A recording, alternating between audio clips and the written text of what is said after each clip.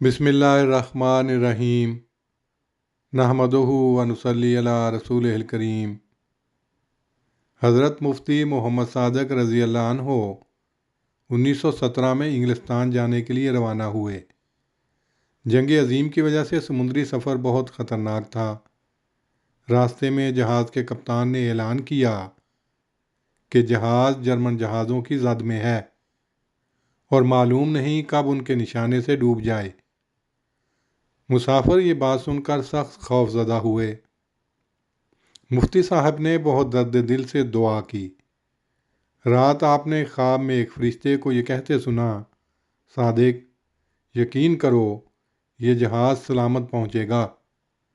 آپ نے یہ خوشخبری اسی وقت مسافروں کو سنا دی۔ حالات بہت خطرناک تھے۔